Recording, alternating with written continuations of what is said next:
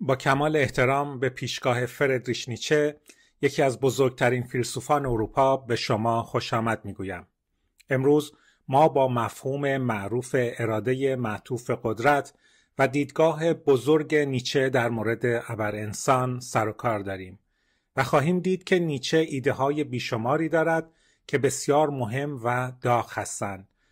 در سال 1882 او جمله‌ای کوتاه را بیان کرد که شهرت زیادی کسب کرد. این جمله بسیار کوتاه است و من آن را برای شما آورده‌ام. خدا مرده است. این عبارت کوچک امروزه در همه جا، نه فقط در اروپا، بلکه در آمریکا نیز شناخته شده است. خدا مرده است. همه فکر می‌کنند من قبلا این عبارت را شنیدم. تعداد بسیار کمی از مردم می‌دانند که این جمله از نیچه است، اما به خوبی شناخته شده است. این جمله مانند آتش سوزی در سراسر جهان پخش شد، زیرا نیچه با گفتن این جمله چیزی را بیان کرد که قرار بود در چند قرن آینده به یک مشکل بزرگ برای کل جهان یا حداقل جهان غرب تبدیل شود. منظور نیچه از گفتن خدا مرده است این نیست که خدا ناگهان مرده. او از یک فرایند صحبت می کند. او می گوید آنچه من می گویم داستان 2 قرن آینده است. من آنچه را که قرار است پیش بیاید، آنچه باید بیاید توصیف می کنم، یعنی ظهور نیهیلیسم. بنابراین آنچه او می گوید خدا مرده است به این معنی است. این مربوط به تاریخ 2 قرن آینده است. او این را حدود سال 1880 گفت. اگر سالهای 1980 و 2080 را در نظر بگیریم، این فرایندی است که تا زمان ما گسترش می‌یابد و فرایند ظهور نیهیلیسم و آتئیسم است.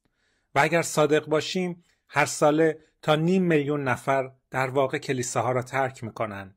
حتی در این سال سالگرد لوتر بسیاری از مردم کلیساها را ترک کردند و باید فرض کنیم که تنها در عرض چند سال اکثریت قریب به اتفاق جمعیت اروپا دیگر به کلیسا نخواهد رفت.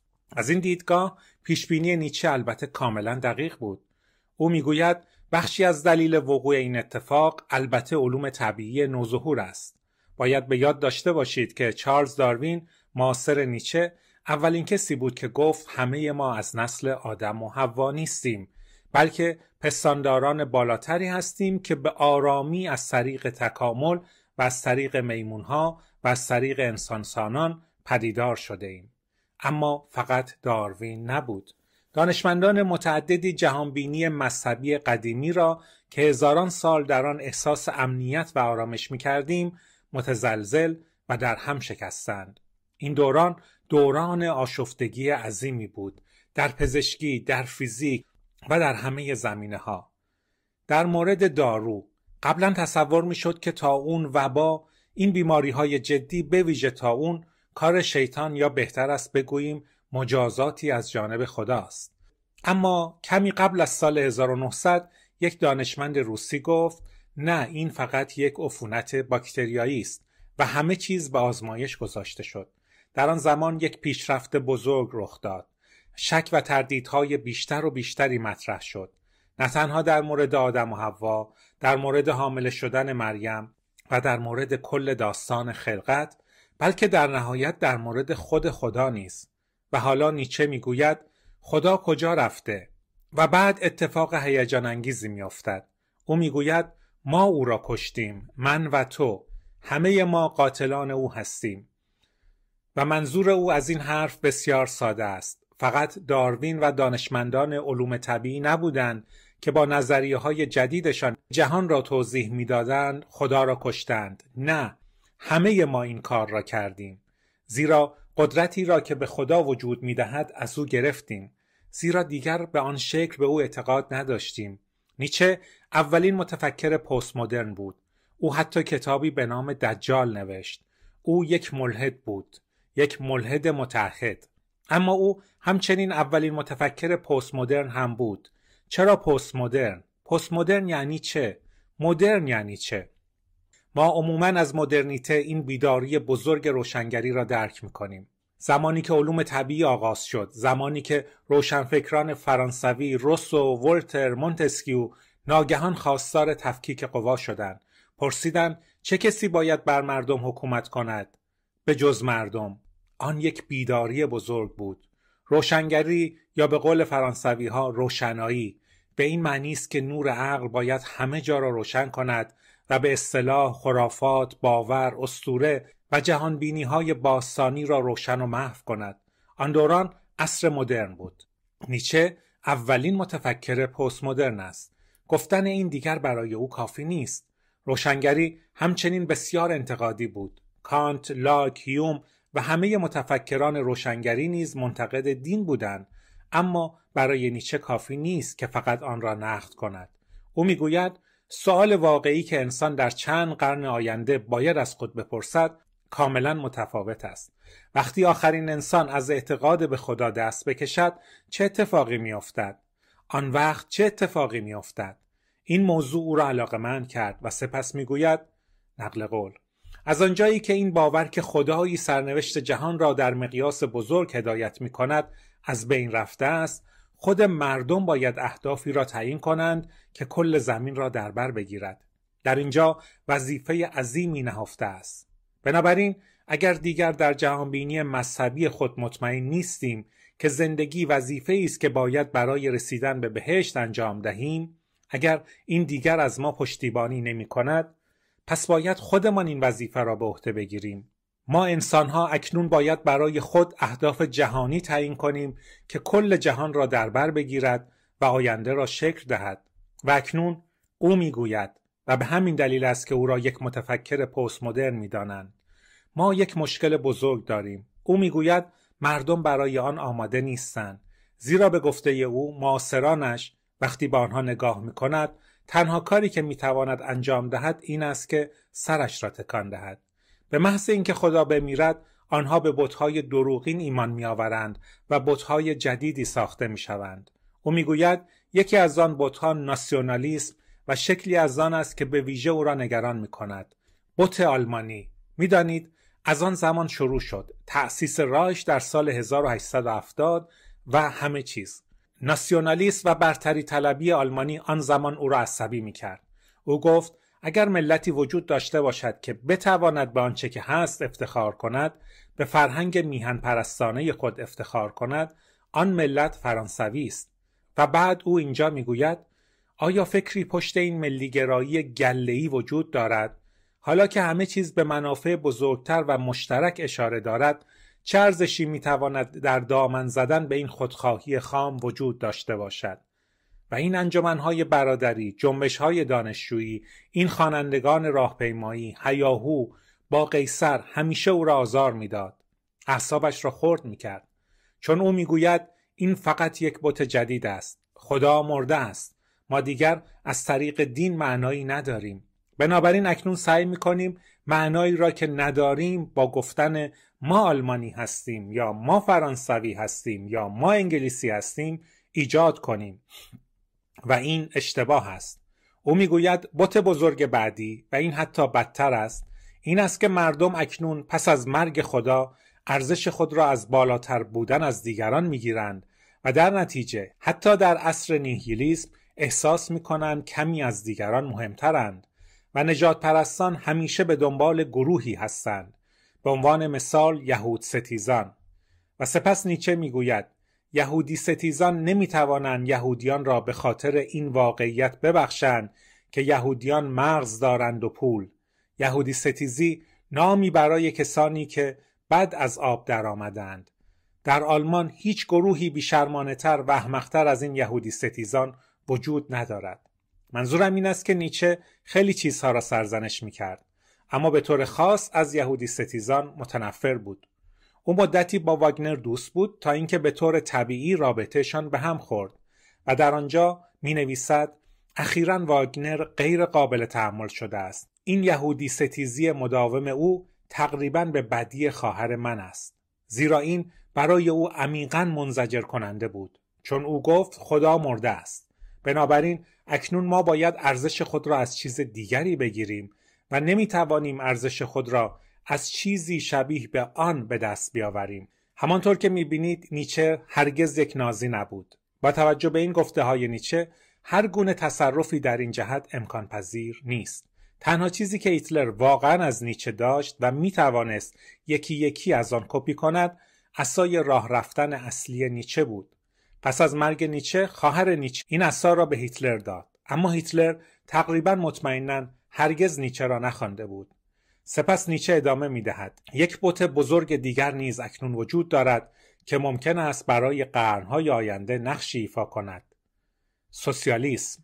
او فوق‌العاده دوراندیش بود. می‌دانید 1848 کارل مارکس مانیفست کمونیست را نوشت، گرچه هنوز هیچ دولت سوسیالیستی وجود نداشت، اما پیشبینی او در آن زمان منفی بود. میگوید سوسیالیسم به فراوانی قدرت دولتی مانند استبداد طمع دارد. تا به حال داشته است، بله، با تلاش برای نابودی رسمی فرد. از هر آنچه پیش از آن آمده است پیشی میگیرد و کلمه عدالت را مانند میخی در سر توده‌های نیمه فرهیخته فرو می‌کند تا ذهن آنها را کاملا از بین ببرد. بنابراین او همچنین سوسیالیسم را به عنوان یک بت جدید مورد انتقاد قرار داد.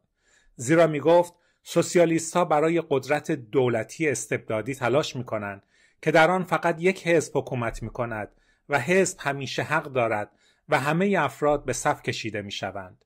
و سپس میگوید که سوسیالیسم نمی‌تواند کار کند زیرا مردم برابر نیستند. همه ما یکسان نیستیم.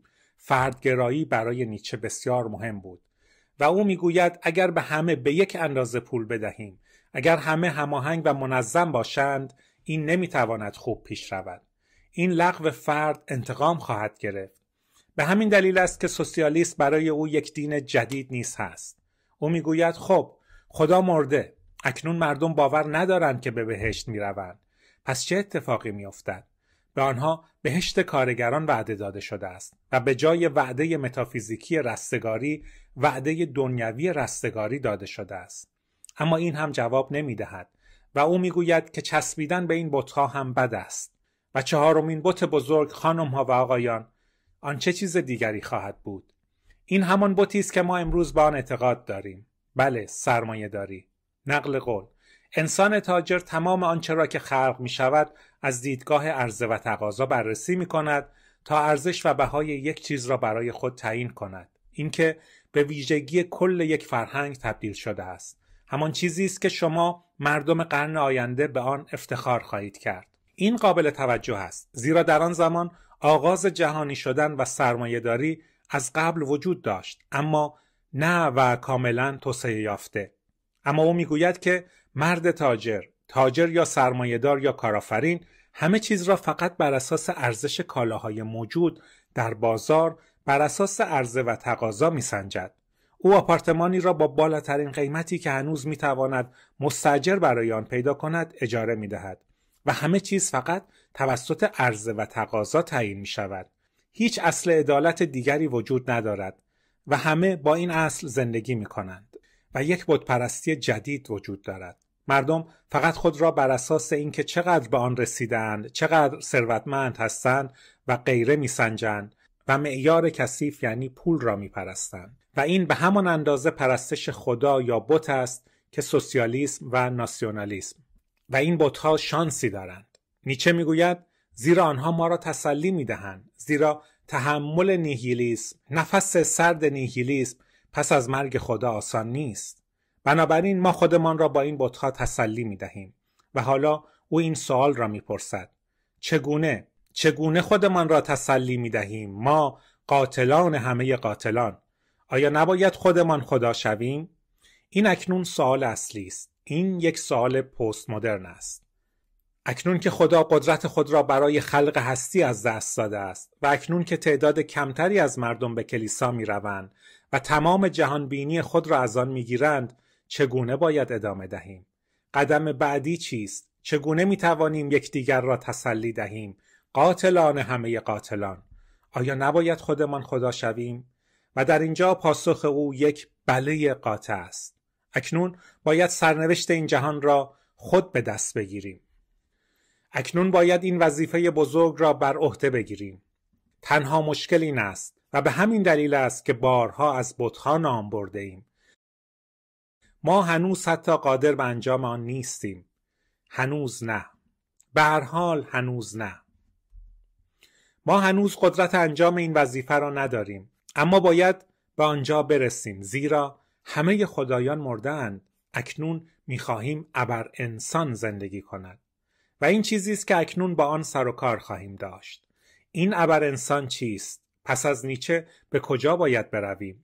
اما می‌بینید که این واقعاً چقدر بروز است. او همین الان هم خیلی به ما نزدیک است و به همین دلیل است که متفکر پست مدرن است. خب نیچه در جوانی، در 25 سالگی کلید فهم کل جهان را پیدا کرد یا معتقد بود که آن را کشف کرده. میدانید کجا آن کلید را پیدا کرد؟ از قضا در تراژدی یونان باستان. او این چیزهای قدیمی، این تراژدی‌های قدیم یونانی را میگوید و تشخیص میدهد که انسان بودن چیست و کل جهان درباره چیست. زیرا در این تراژدی‌های قدیمی همیشه فقط دو اصل اساسی وجود دارد: قهرمانی که می‌جنگد و عمل می‌کند و همیشه بین اصل دیونیسی و اصل آپولونی در نوسان است. بنابراین نقل قول دیگری با من است. او میگوید دو حالت وجود دارد که در آن هنر، یعنی خود تئاتر، مانند نیرویی از طبیعت در مردم ظاهر می شود. از یک طرف به عنوان اجباری برای داشتن یک رویا، از طرف دیگر به عنوان اجباری برای شرکت در یک عیاشی. نیچه میگوید که این دو اصل در هر یک از ما وجود دارد، نه فقط در قهرمانان یونان باستان. این را به طور خلاصه توضیح می دهم. یکی اصل آپولونی است. این چیزی است که او آن را اجبار به داشتن یک رویا می نامد. بنابراین ما می خواهیم رویا داشته باشیم. می خواهیم جهان را برنامه ریزی کنیم. می خواهیم جهان را شکل دهیم. او این اصل را به نام خدای آپولو نامگذاری می کند. آپولو یک خدای یونانی، خدای برنامه ریزی آینده، همچنین خدای پیشگویی و خدای عقل بود. او خدای درخشان و بنیانگذار شهرها بود. در یک کلام او یک عملگر بود، همانطور که امروز میگوییم. اما همچنین متفکری بود که برنامه ریزی و ساختار میداد. بنابراین اصل آپولونی نماد عنصر عقلانی و برنامه ریزی در انسان است. اما دیونیسوس نیز وجود دارد. احتمالاً همه خدای خوب مستی را میشناسند، یعنی خدای شراب. نه خدای مستی، خدای شراب. بله، و مستی فقط اگر در آن زیاده روی کنید. و البته دیونیسوس همچنین نماد خلاقیت، هرج و مرج، احساسات محض، شور و اشتیاق و دانش پرشور است. در تصاویر او همیشه با زنان و شراب است و این دو اصل در هر انسانی، حتی در تراژدی کلاسیک، با یکدیگر در تضاد هستند. بنابراین اغلب اتفاق می افتد که ما کاری را برنامه ریزی و انجام می دهیم و در آخرین لحظه به دلایلی آن را متفاوت انجام می دهیم. ما می دانیم چه چیزی معقول است و آنچه اکنون انجام می دهیم غیر معقول است. بنابراین باید تصور کنید که آپولونی همیشه سعی می کند ابتدا جهان را شکل دهد و سپس دیونیسی همه چیز را دوباره به رقص در می آورد. به عنوان مثال اودیپوس یک تراژدی بسیار قدیمی است. اودیپ همیشه سعی می کند همه چیز را درست انجام دهد. او به شهری می رسد که در آن یک پادشاه مستبد وجود دارد و با او می جنگد، او را می کشد، عاشق ملکه می شود و با او ازدواج می کند. در مقطعی متوجه می شود که با مادر خودش ازدواج کرده است. او حتی این را نمی دانست، زیرا در کودکی رها شده بود. و سپس البته همه چیز دوباره در هرج و مرج است. باید این گونه تصور کنید و نیچه میگوید این زندگی است. یونانیان متوجه شدند که زندگی ما واقعا چگونه است و ما به عشق سرنوشت نیاز داریم. عشق به سرنوشت و این یعنی ما هرگز به طور کامل از رنج رهایی نمی‌یابیم. اما باید این دو اصل را بپذیریم. این راهی است که باید طی شود. اما در دوران باستان اشتباه بزرگی مرتکب شده است. با اوریپید که اون نیز نویسنده بزرگی در ژانر تراژدی بود، عنصر دیونیسی ناگهان ناپدید شد، سرکوب شد و دیگر واقعا مورد احترام نبود. زیرا در تراژدی کلاسیک همیشه یک گروه کور سوگواری وجود داشت. این گروه کور همیشه نمایانگر احساسات و دیونیسی بود. و آنچه روی صحنه بود بیشتر آپولونی بود و در نهایت در زمان اوریپید گروه کور حذف شد. دیونیسی نقش کمتری ایفا می‌کرد. انسان منطقی در دوران باستان قوی‌تر و قوی‌تر شد و این امر با افلاطون و شخصیت اصلی او سقراط حتی فراتر هم رفت. ناگهان این دیدگاه مطرح شد که دیونیسی بد و شیطانی است و ما باید خود را به سمت بالا، به سمت ایده عدالت، حقیقت، زیبایی معطوف کنیم و سپس ناگهان انسان بودن کاملا دوباره تعریف شد. نیچه میگوید خوشبختی فقط به این معناست که شما باید از سقراط تقلید کنید و در مقابل امیال تاریک روشنایی روز عقل ایجاد کنید. هر گونه تسلیم شدن در برابر غرایز، در برابر ناخودآگاه ما را به سمت سقوط سوق می‌دهد. و سپس نیچه میگوید اتفاقی میافتد، جدایی ذهن و بدن، امور فیزیکی. دیونیسوس شهوت ما، نفسانیت ما شیطانی می شود. این به پایین منتهی می شود. روح، عقل، خرد که ما را به بالا هدایت می کند و این یک تحول سرنوشت ساز بد بود. زیرا همونطور که او سپس می گوید اخلاق گرایی فیلسوفان یونانی از افلاطون به بعد بیمارگونه است. این روند با ظهور مسیحیت حتی بیمارگونه تر می شود. زیرا مسیحیت هنوز هم با بدن خصمانه رفتار می کند. نمیدانم چند نفر از شما کاتولیک بزرگ شده اید. ما در بایرن هستیم. من در دوران بلوغ یاد گرفتم که نباید بدون عفت فکر کرد. که البته هیچ فرد بالغی نمیتواند کاری جز انجام دادن آن انجام دهد. و نیچه میگوید که با مسیحیت این امر به شکلی مهلک توسعه یافت. زیرا در دوران باستان مرد خردمند و احمق وجود داشت و مرد خردمند روح را به سمت بالا توسعه داد و احمق فقط از خواسته های خود پیروی کرد. افلاطون میگوید که دومی مانند وجود یک اردک است. فرد فقط میخورد و دفع میکند و از آن لذت میبرد. اما در مسیحیت اوضاع بسیار بدتر میشود. زیرا در آنجا یک دو قطبی وجود دارد. دو قطبی در مسیحیت بین خیر و شر است و فرد میتواند کاملا تحت سلطه شر و شیطان قرار گیرد یا میتواند خود را به سمت خدا سوق دهد. و بدن، طبیعت جسمانی، وسوسه، اینها برای مسیحیان فقط چیزهای فرعی هستند.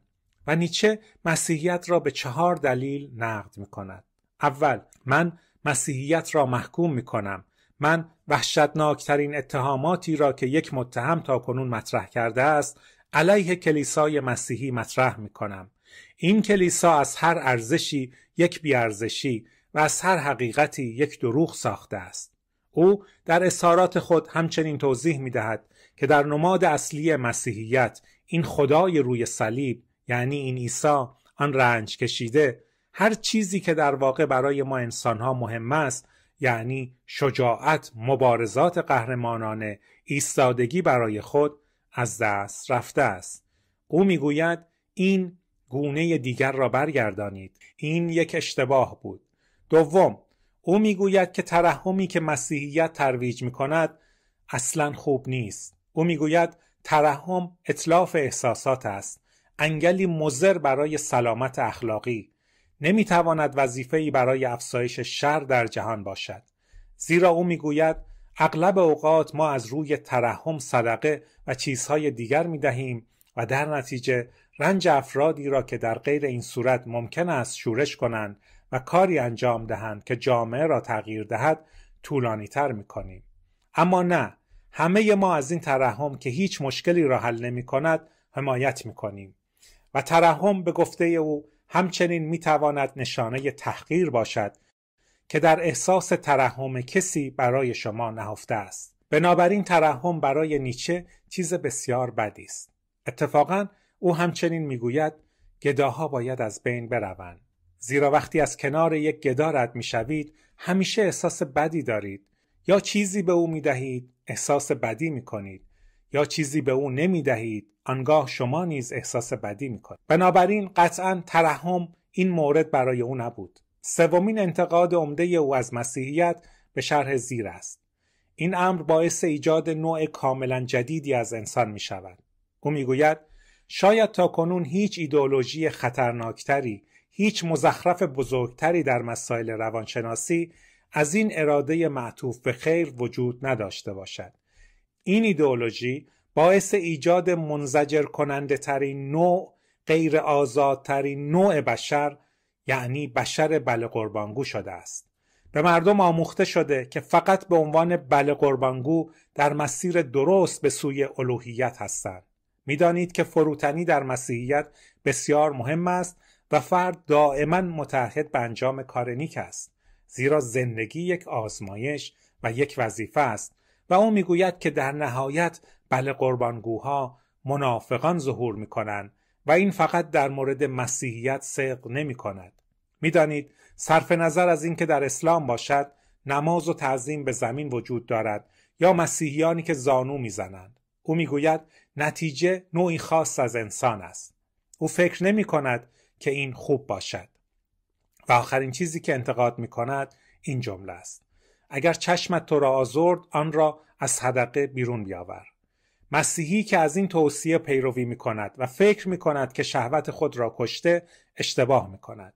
این شهوت به شیوهی خوناشامگونه و مرموز به حیات خود ادامه می‌دهد و عذاب او را در لباس مبدل چندشاوری قرار می‌دهد. بنابراین نیچه می‌گوید که ما نمی‌توانیم صرفاً به شیوهی آپولونی زندگی کنیم و دیونیسوس را کاملاً سرکوب کنیم. اتفاقاً در اینجا او چیزی را پیش بینی می‌کند که زیگموند فروید بعداً گفته بود. اساساً روانشناسی به طور کلی، اما روانکاوی فروید به طور خاص. آرزوها، امیال ما، غرایز ما و همچنین امیال بزرگ زندگی که سرکوب می‌کنیم به سادگی از بین نمی‌روند. آنها دود می‌شوند و حتی می‌توانند علیه ما عمل کنند. بنابراین بیماری‌های عصبی متعددی به این واقعیت نسبت داده می‌شود که مردم مجبور بودند بسیاری از آرزوها، شهوات و امیال خود را در زندگی برای مدت طولانی سرکوب کنند تا به بدن کل سنت از جمله فلسفه آسیب برسانند. این سنت میگوید ما در درجه اول موجودات منطق حیوانی هستیم و بدن بنده روح است که فقط آنچه را که روح تصمیم میگیرد انجام میدهد. اما اینطور نیست. در مقابل نیچه از عقل بزرگ بدن صحبت میکند، زیرا میگوید این نیز یک توهم کامل خواهد بود که باور کنیم عقل ما بر آگاهی ما حکومت میکند.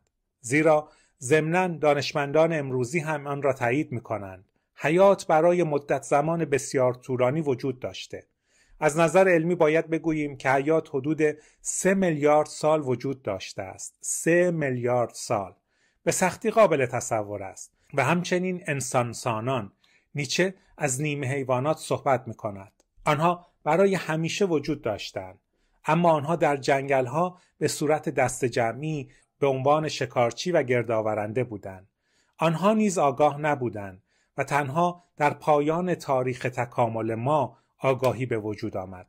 اما ما هنوز آن میراث را در درون خود داریم و به همین دلیل است که نمیتوان آن را از بین برد. او سپس میگوید زمانی شما میمون بودید و حتی اکنون انسان از هر میمونی میمونتر است. این تمایلی است که او در آنجا دارد. اما با توجه به اینکه ما میلیاردها سال فقط به طور غریزی طبق محرک و واکنش و میل از جمله به عنوان تکیاخته‌ها و در طول کل تکامل زندگی کرده ایم، چگونه به وجود آمده است که امروز اصلاً آگاهی داریم و حتی بدتر از آن وجدان گناهکار.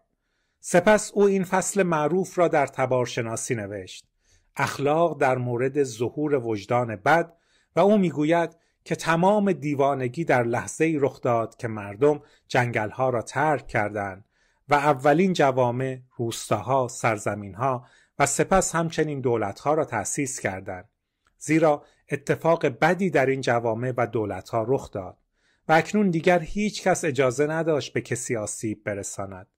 اما شما مجبور بودید تمام غرایزی را که قبلا داشتید، خشم، توجه، پرخاشگری، غرایز، فرار، سرکوب کنید. نیچه میگوید که ما اکنون همه این غرایز را از دست داده ایم. کل پیشرفت تکامل منفی بوده است. وقتی هنوز در آب بودیم آب ما را حمل میکرد. اکنون پاهای ما باید ما را حمل کنند و همچنین این یک گام بسیار منفی بود که ناگهان خودآگاهی از طریق تأسیس دولت‌ها پدیدار شد. زیرا او میگوید ناگهان تمام غرایز انسان‌ها بی‌اعتبار و متوقف شدند. فکر نمی‌کنم هیچ وقت روی زمین چنین حس بدبختی به اندازه زمانی که ناگهان غرایز بی‌ارزش شدند وجود داشته باشد. و می‌دانید که در واقع اینطور است. غرایز بی‌ارزش می‌شوند و نه تنها بی‌ارزش بلکه تابو می‌شوند. بنابراین اگر در محل کار دچار حمله عصبی شویم و چون عصبانی هستیم با صدای بلند فریاد بزنیم، همه میگویند تو آدم پرخاشگری هستی. نیچه میگوید بله، چون هنوز غریزه وجود دارد، اما دیگر نمیتوان آن را به کار انداخت. این غرایز مهار و بیارزش شدند و حالا در دولت وقتی در چنین گروه‌های بزرگی با هم زندگی میکنیم موضوع چیز دیگری است. این افراد یعنی ما به تفکر، استدلال، محاسبه، ترکیب، علت و معلول تقلیل یافته ایم. این بدبختا به آگاهیشان تقلیل یافتند، به فقیرترین و گمراهترین اندامشان که هیجان انگیز می شود. حالا او می گوید چون مثلا نمی توانیم وقتی گرسنه ایم غذا بخوریم. بچه‌های کوچک هنوز این کار را در مغازه انجام می دهند. اگر مراقب چرخ دستی خرید نباشید، آنها دستشان را دراز می کنند و شکلات را بر می دارند، بازش می کنند و می خورند. چون اعتماد به نفس غریزی دارند، اعتماد به نفس. البته بعداً آنها باید یاد بگیرند که اوضاع به این شکل پیش نمی رود. آنگاه ما تمام غرایز خود را به درون معطوف می کنیم. پرخاشگری نیز همینطور. پرخاشگری هزاران سال ما را نجات داد، زیرا ما از سرزمین‌هایمان دفاع کردیم، سرزمین‌های جدید را فتح کردیم، زیرا با گله‌های دیگر انسانی جنگیدیم. اما اکنون باید این انرژی پرخاشگری را که اکنون به سمت درون هدایت می شود و منجر به تکانه‌های خودتنبیهی می شود سرکوب کنیم و این منشأ وجدان بد است. بنابراین او می گوید دشمنی، ظلم، میل به آزار و اذیت، تغییر، نابودی، همه اینها علیه صاحب چنین غرایزی است. این منشأ وجدان بد است.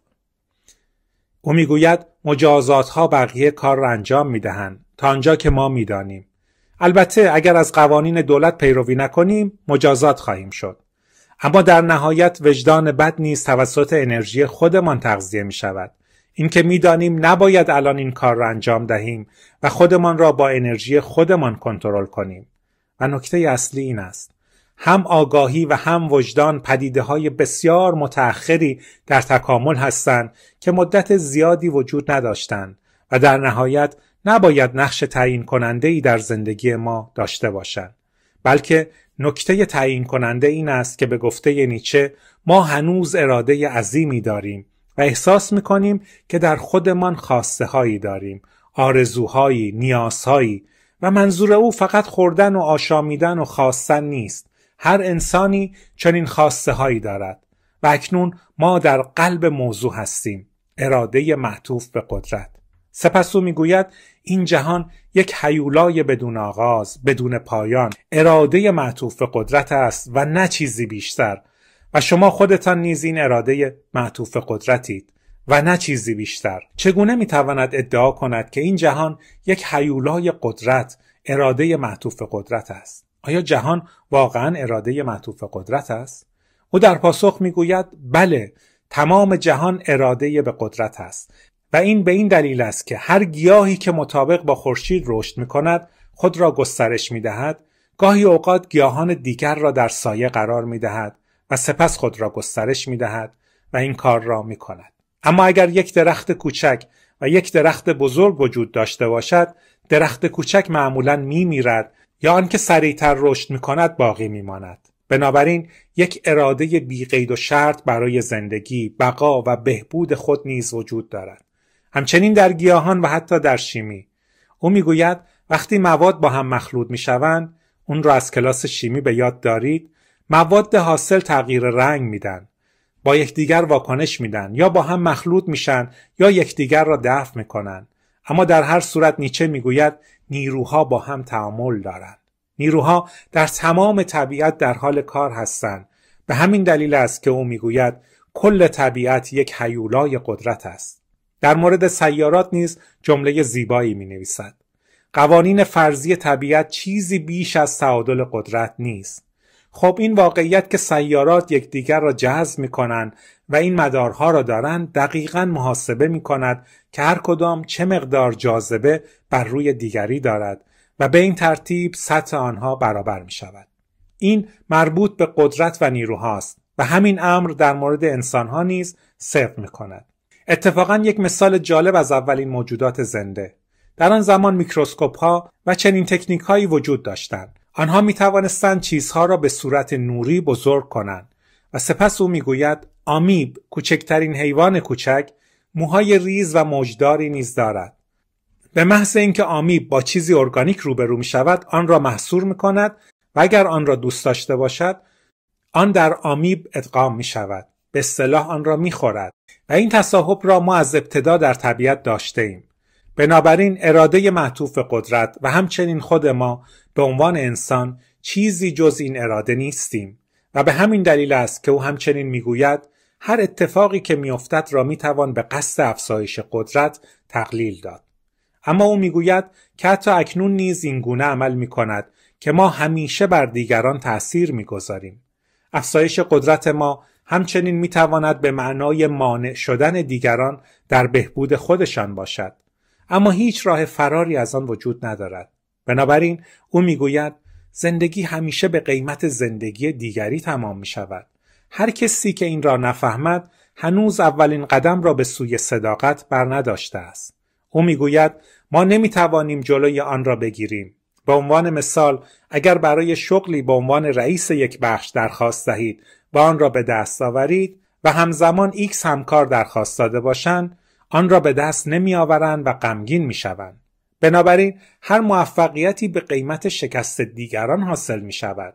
یا قهرمان المپیک با آن تاج گل با درخشش طلایی در شکوه پیروزی وقتی روی سکو می ایستد، آنجا می ایستد زیرا در همان زمان دیگرانی را که در آنجا نیستند تاریک و تحت الشعاع خود قرار داده است. نیچه می گوید ما نمی توانیم بدون تأثیر بر دیگران زندگی کنیم. و سپس او مثالهای ظریفتری نیز دارد که من آنها را بسیار هیجان انگیز می‌دانم.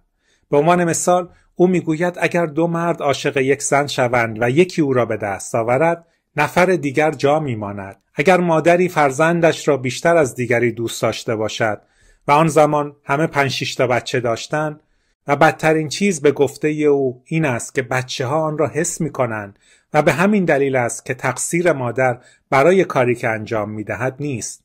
او میگوید بالاخره باید فراسوی خیر و شر فکر کنید که عنوان یکی از کتاب‌های اوست. فراسوی خیر و شر.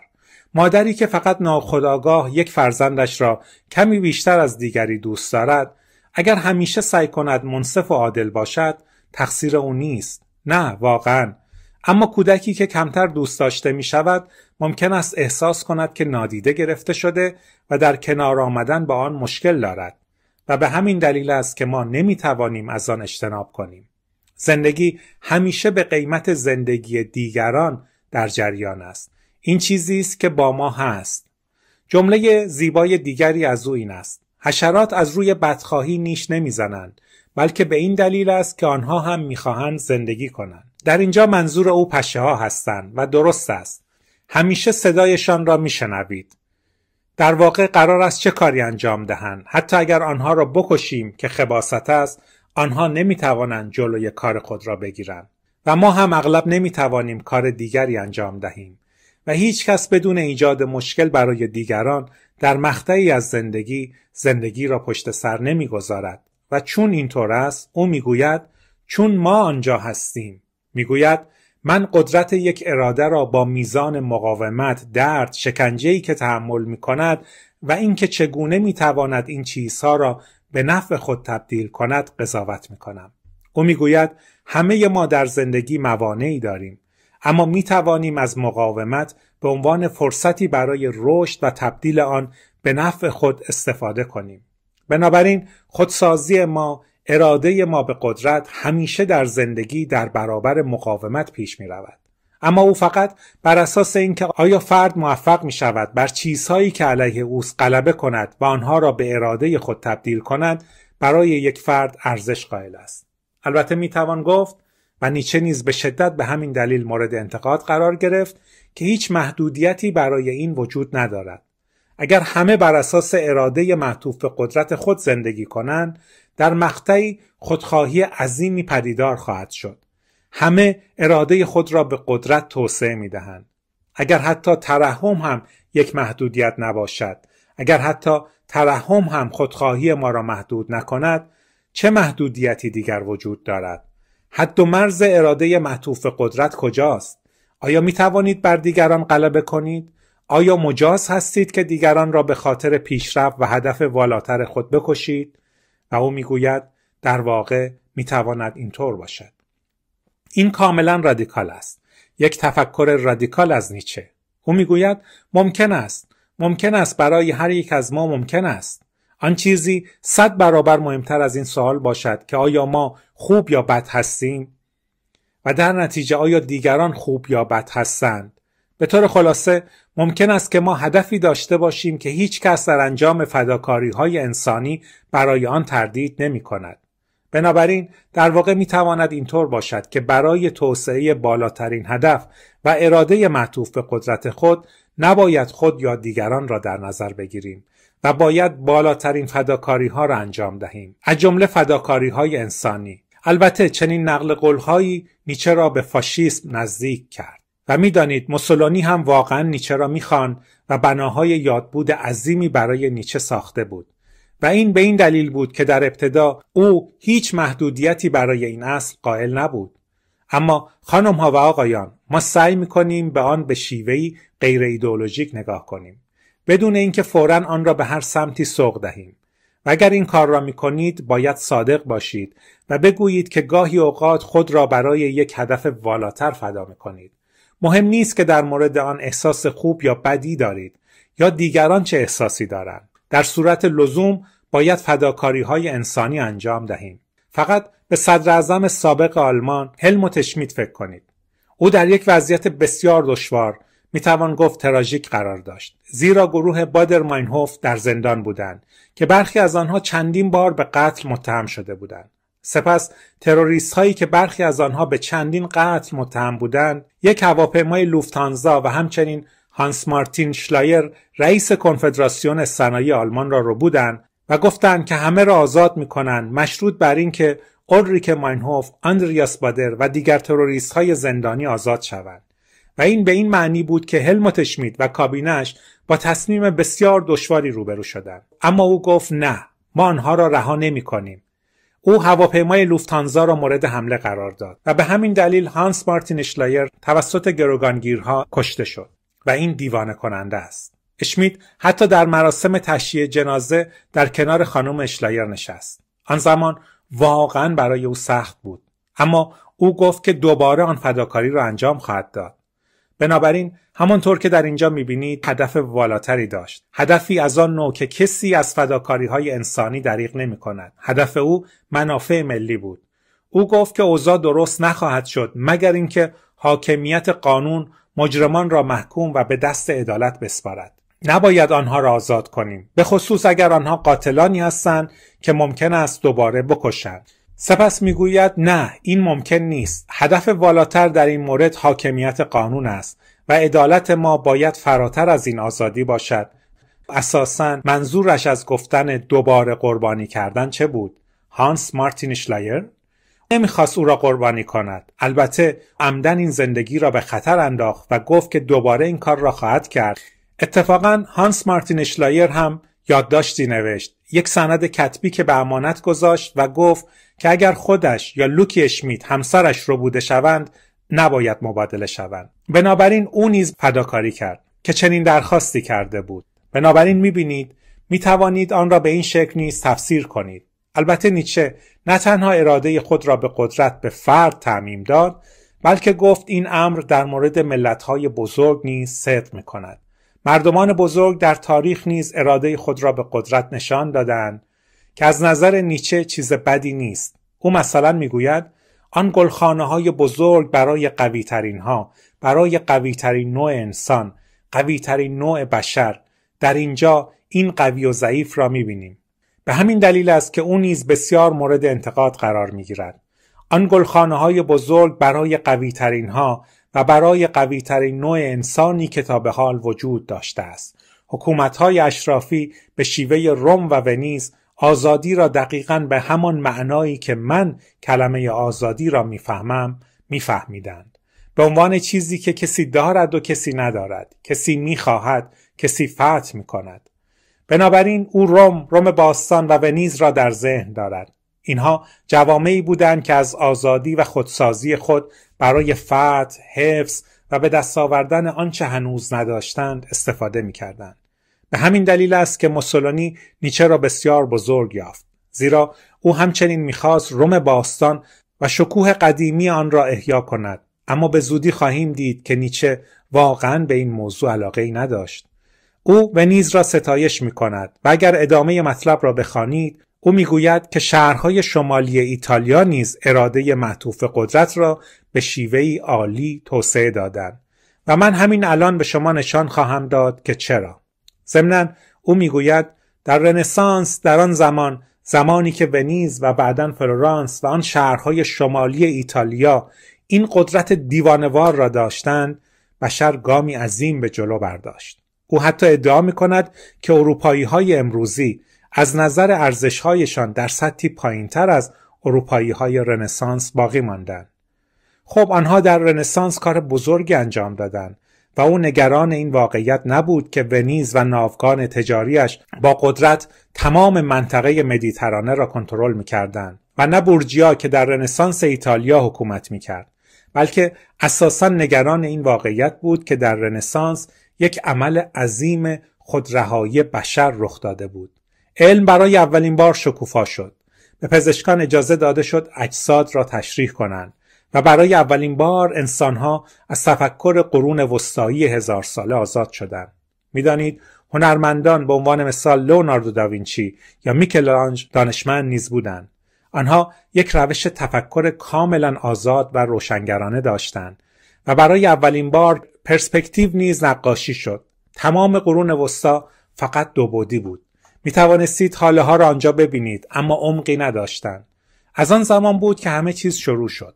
زمانی که پرسپکتیو معرفی شد. سپس تمام علوم شکوفا شدند. این الهام بخش نیچه بود یا برونلسکی که گنبد عظیم خود را ساخت.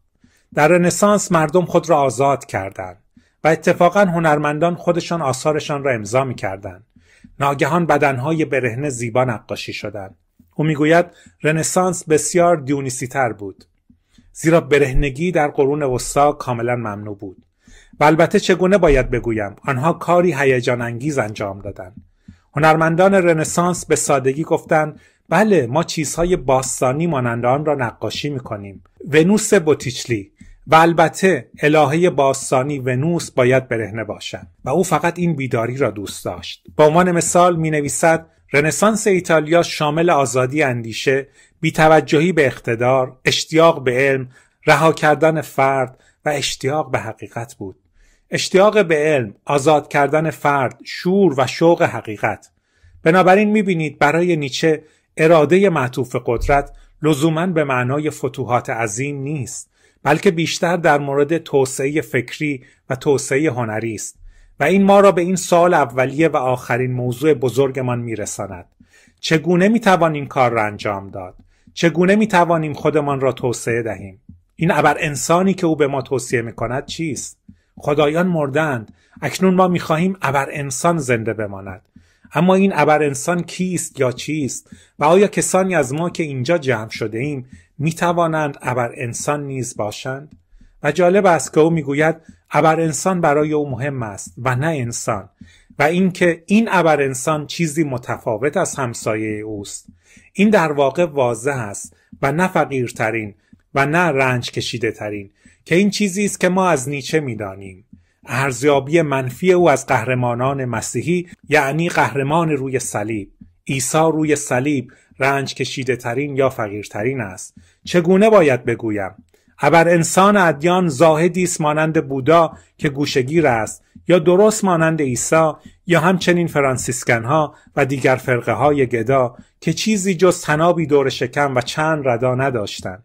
این آرمان انکار تمام دارایی‌ها، هر چیزی که متعلق به این جهان است وجود داشت و نیچه آن را رد کرد. این ابر انسان نیست، ابر انسان زاهد نیست. می‌دانید که نیچه اشتراکات زیادی با شوپنهاور داشت و شوپنهاور میگوید باید تا حد امکان زاهد بود. نیچه میگوید نه، ابر انسان کسی نیست که رنج میکشد، نه فقیرترین، نه همسایه نیازمند کسی، و حالا دارد هیجان انگیز میشود. او حتی بهترین هم نیست. چرا بهترین نباشد؟ بر اساس آنچه تاکنون از نیچه میدانیم میتوان تصور کرد که ابر انسان قوی ترین است، بنابراین بهترین نیز هست. اما منظور نیچه این نیست. بحث بر سر این نیست که ابر انسان یک سرمایه‌دار فوق‌العاده موفق در تجارت باشد یا یک سیاستمدار یا اسکندر کبیر که یک امپراتوری عظیم را فتح می‌کند. او ادعا نمی‌کند که بهترین انسان ابر انسان است. او میگوید ماهیت والاتر انسان بزرگ در ارتباط ناپذیری او نهفته است. این جالب است، در ارتباط ناپذیری او، نه در این واقعیت که اثراتی که او ایجاد کرده ممکن است جهان را لرزانده باشد. بنابراین اگر ماهیت والاتر انسان بزرگ منجر به ابر انسان می شود، به این دلیل نیست که او نفوذ زیادی دارد و تمام جهان را تکان می دهد، بلکه در ارتباط ناپذیری اوست. منظور او از ارتباط ناپذیری چیست؟ و چرا باید این یک ویژگی خوب تلقی شود؟ این که او نمیتواند خودش را بفهماند؟ اما نیچه این را به خوبی توضیح میدهد. او میگوید در نهایت موضوع یافتن ایده والاتر درونی خودمان است، یعنی درونی ترین پتانسیل خلاقانه مان، درونی ترین وجود والاترمان. اگر آن را پیدا کنیم باید آن را زندگی کنیم و دیگر مهم نیست که آیا ما را درک میکنند و میتوانیم ارتباط برقرار کنیم یا نه. ما باید این ایده را به طور کامل بیان کنیم. و او می‌نویسد بسیاری از نویسندگان و همچنین نقاشان بزرگ چیزی شبیه به این داشتند. کار خود را انجام می‌دادند، صرف نظر از این که آیا آنها را درک می‌کردند یا نه. به عنوان مثال این نوشته خود نیچه نیست، اما فکر می‌کنم مثال بسیار خوبی است. ون گوگ در تمام عمرش فقیر بود و همه فقط سرشان را به سمت نقاشی‌های او تکان می‌دادند. هیچ کس او را درک نمی‌کرد، زیرا او به روشی کاملا جدید نقاشی میکرد. او یکی از پدران بنیانگذار اکسپرسیونیسم است. وقتی مزرعه ذرتی را با کلاغ‌هایی بالای سرش دید و طوفانی در گرفت، آن را نقاشی کرد. کاملا وهم‌آور. او توانست حال و هوای خود، روش درک واقعیت خود را مستقیما روی بوم بیاورد و این به معنای پایان نقاشی ایدئالگرا بود. و همه گفتند من چیزهای زیادی را به دیوارم آویزان نمی کنم.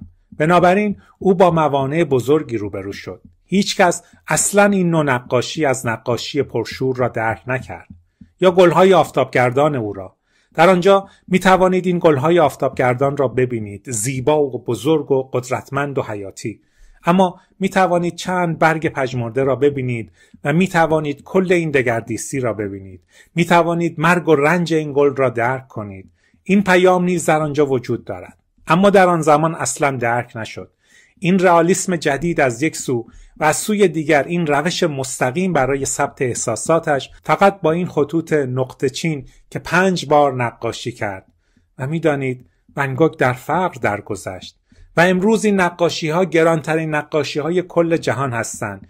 هیچ چیز دیگری چنین قیمت‌هایی را به خود جلب نمی‌کند و نیچه می‌گفت مطمئناً مهم نیست که همین الان از دیگران قدردانی نکنیم و مهم نیست که روزی به نحوی از طریق کاری که انجام می‌دهیم به طرز مسخره‌ای ثروتمند شویم.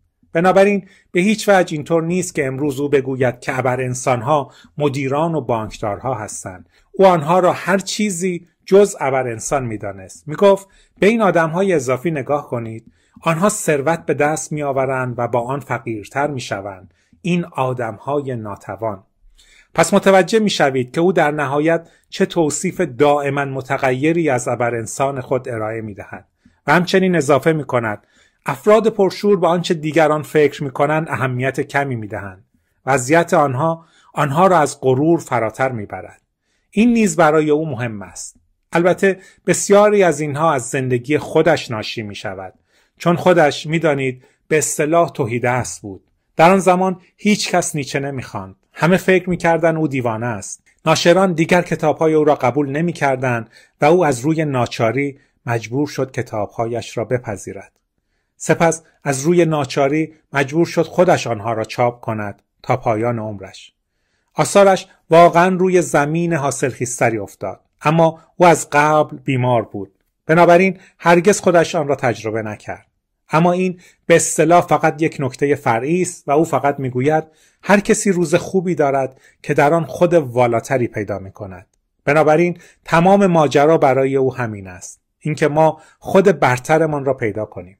او میگوید همه به عنوان لحظاتی مانند آن، برای مثال یک نقاش باید به خاطر والاترین بینشی که قادر به دیدن و به تصویر کشیدن آن بوده مورد ارزیابی و تکریم قرار گیرد و نه اینکه آیا او موفق بوده یا چیز دیگری. برای نیچه مهم بود که ما به درونی ترین پتانسیل خلاقانه خود پی ببریم و کاملا آزاد باشیم و وارد فضاهای جدید شویم. البته در ابتدا درک آن دشوار و مبهم است. علاوه بر این، او در کتاب خود زرتشت ابر انسان را توصیف می کند و زرتشت یک اثر فلسفی متعارف نیست.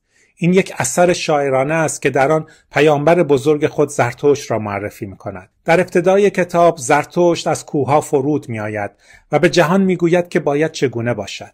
بنابراین او پیامبر خود را خلق کرد و این زرتشت سپس به ما می گوید که مسیر رسیدن به انسان جدید چگونه باید باشد و می توان استدلال کرد که او شاید در اینجا بیشتر به هنرمندان، نوابغ، فیلسوفان و غیره توجه دارد و نه به فیلسوفان عامیانه. اما من معتقدم که او چند نقل قول دیگر نیز دارد که نشان می دهد این فقط مربوط به نوابغ نیست. بنابراین او اینجا هم می نویسد هر کسی روز خوب خودش را دارد. و چیزی که برای من جالب است این است که در زرتشت به ما نکته‌ای می‌دهد که می‌خواهم با انتقال آن به شما آن را به پایان برسانم.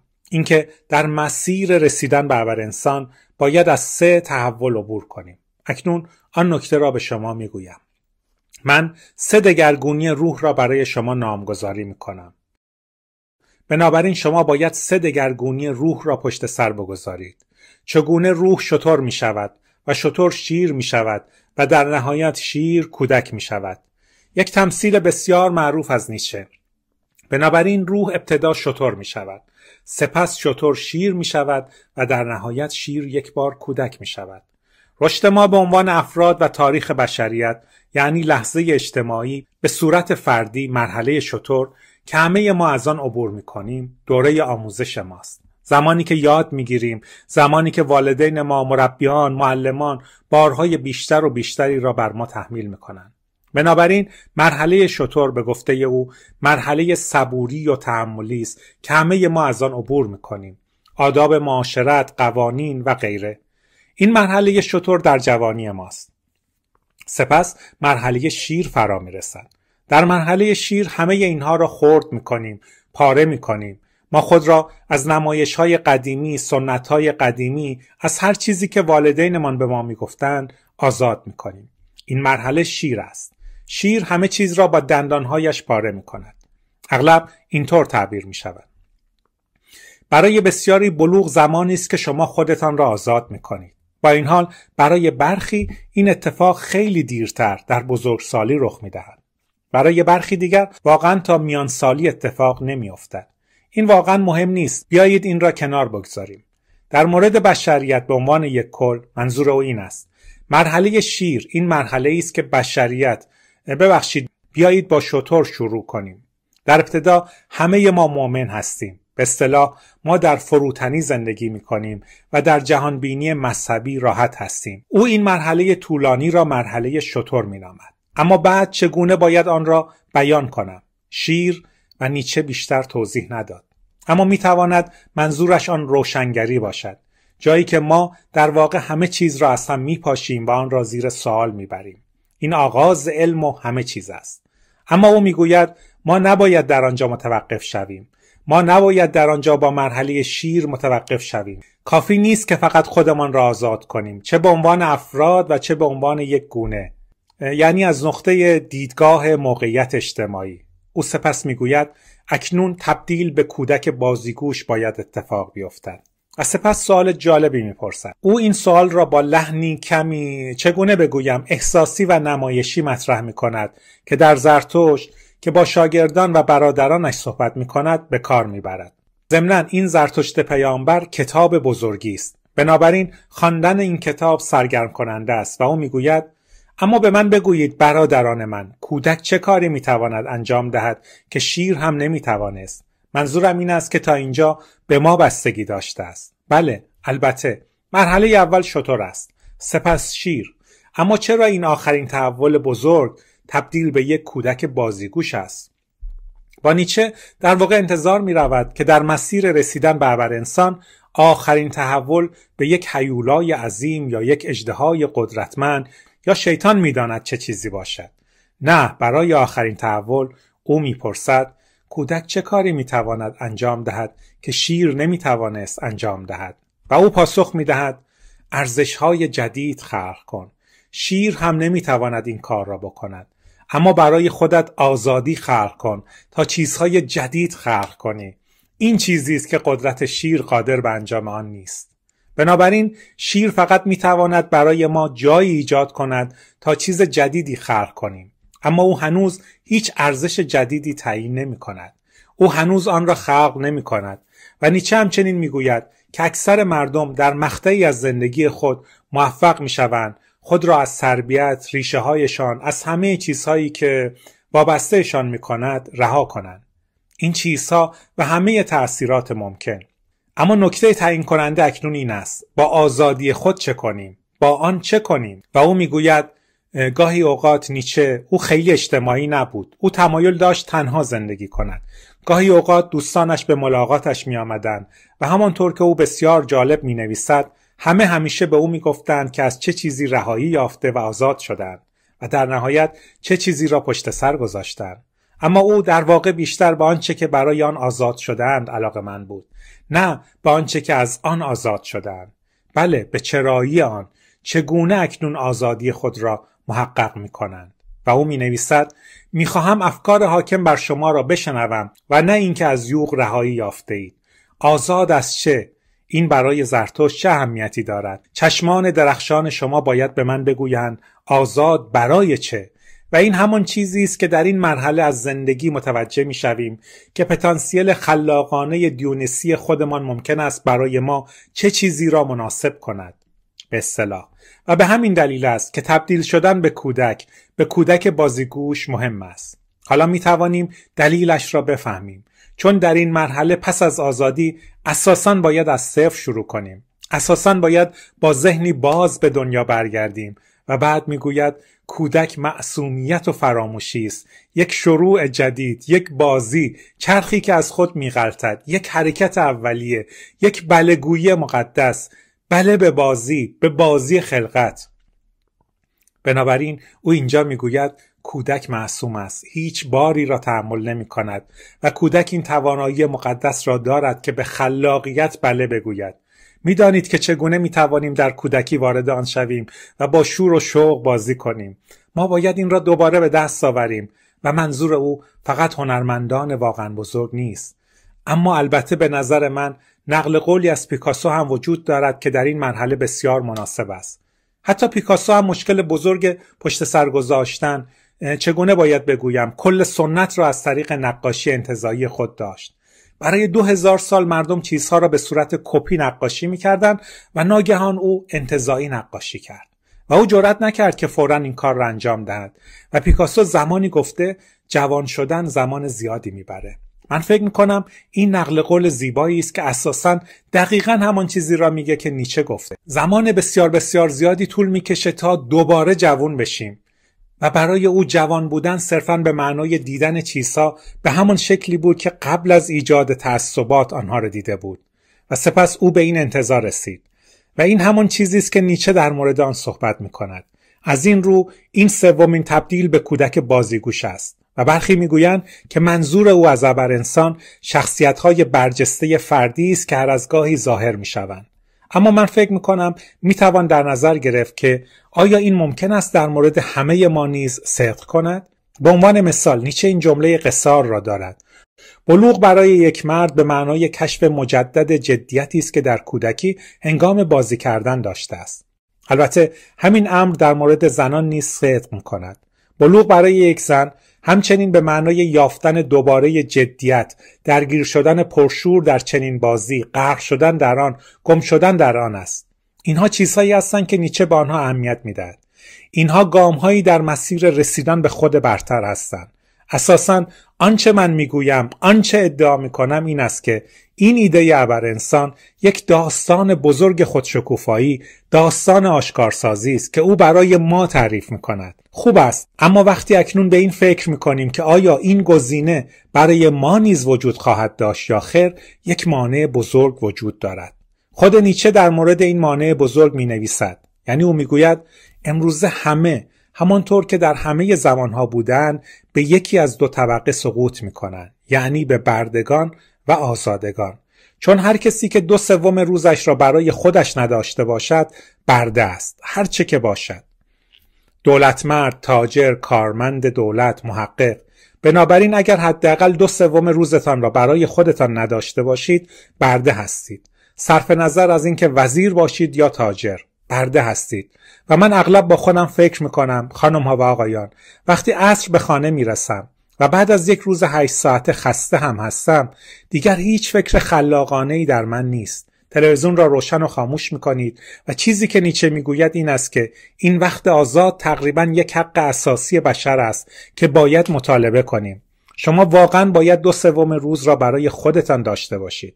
فقط در این صورت میتوانیم از تمام پتانسیل خود استفاده کنیم و آن را به جامعه منتقل کنیم و بیدار شویم. و 2/3 از آن که اکنون 12 ساعت می شود، اگر درست محاسبه کنم این 2/3 می شود، اساساً به آن نیاز داریم. بنابراین ما واقعاً باید فقط 4 ساعت در روز کار کنیم. چیزی که او اینجا پیشنهاد می دهد روز کاری 4 ساعته است. به عنوان مثال، بله کاملاً، حالا دایره حتی بیشتر بسته خواهد شد، چون میخواهم به اصطلاح همه چیز را به پایان برسانم. نیچه میگوید خلاصه میکنم، خدا مرده است. بت‌های جدید، سرمایه‌داری، سوسیالیسم، ناسیونالیسم، نژاد پرستی چیزهایی نیستند که ما آنها را نادیده بگیریم. میتوانستند بپرستند، ما نمیپرستیم. این اشتباه است. خیلی ها می توانستند بپرستند اما ما نمی پرستیم. این اشتباه است. فقط ذهن‌های کوچک این کار را می کنند. کسانی که فقط قادر به پرورش احساسات کاذب هستند به جای اینکه خودشان زندگی خودشان را پرورش دهند. و در عوض ما باید سعی کنیم پس از مرگ خدا خودمان را مصممانه پرورش دهیم و وجود درونی والاتر خود را آشکار کنیم. و در اینجا نیچه 2 نکته دیگر به ما می دهد. از یک طرف مهم است که دوباره دیونیسی تر شویم، یعنی با لذت زندگی کنیم و اجازه دهیم اصل دیونیسی که قرنها سرکوب شده، یعنی دیونیسی خلاق، دوباره حرف خود را بزند. اگرچه باید به شما بگویم او همچنین میگوید برخی افراد ویژگی‌های دیونیسی بیشتری دارند و برخی ویژگی‌های آپولونی بیشتری. من خود سالها یک مدرسه فیلمسازی را اداره می‌کردم و دیونیسی ها، یعنی دانشجویان من که برای کارگردانی فیلم آموزش می‌بینند، افراد بسیار دشواری بودند. زیرا آنها از درونی ترین وجود خود الهام می‌گیرند و سپس دیگر قادر به انتقاد از خود نیستند. زیرا این از منبعی می‌آید که فراتر از انتقاد است. با آپولونی ها که منطقی فکر می‌کنند می‌توانید با آنها بحث کنید. بحث بر سر استدلال است. دیونیسی ها سختگیر هستند، اما این فقط یک انحراف از بحث است. و البته آنها باید اینطور باشند. افراد خلاق باید دوباره این را بگویید. آنچه باید به آنچه که به عنوان درونی ترین و والاترین تشخیص داده‌اند تکیه کنند. اما نیچه در واقع به ما توصیه می‌کند که در مسیر زندگی خود یک بار دیگر اصل دیونیسی خود را در نظر بگیریم. به شهود خود احترام بگذاریم و دوم که من واقعا آن را بسیار زیبا می‌دانم، این تصویر، این فکر که شاید باید دوباره سعی کنیم کودکی بازیگوش شویم. و بنابراین میخواهم با نقل قولی از نیچه صحبتم را تمام کنم.